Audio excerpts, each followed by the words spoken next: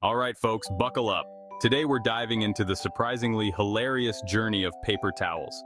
Yep, those trusty perforated warriors we all have in our kitchens. Ever wonder how they make their way from tall, majestic trees to that roll on your counter?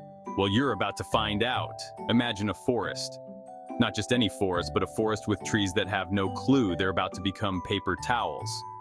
These trees get the chop, and off they go to the lumber yard. Here's where the magic starts, or should I say, the shredding begins. These poor trees get turned into tiny wood chips. Kind of like the ultimate tree makeover, right? Next, these wood chips get cooked in a giant pressure cooker. I like to call it the world's biggest instant pot. They're boiled and blended until they turn into a mushy pulp. Yum.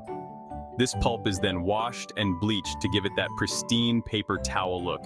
No one wants a grimy paper towel after all.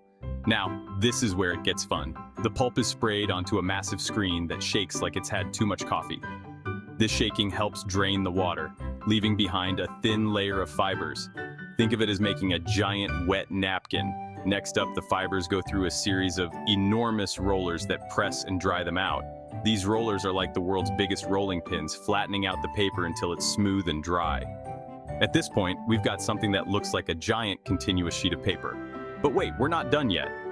This giant paper sheet is then sent through a machine that adds those iconic little dimples.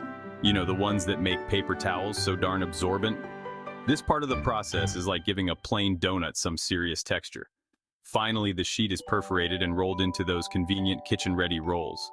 Each roll is sliced into sections, making sure you can easily tear off a piece without turning it into a confetti explosion. And voila! You've got yourself a roll of paper towels. So, the next time you grab a paper towel to clean up a spill, remember the wild ride it took from a forest tree through a giant Instant Pot, onto a caffeine shaking screen, and finally into your kitchen.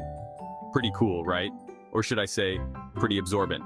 Alright folks, that's it for today's hilarious journey. Hope you enjoyed the ride as much as I did. Don't forget to like, subscribe, and hit that bell for more fun and fascinating stories. Catch you next time.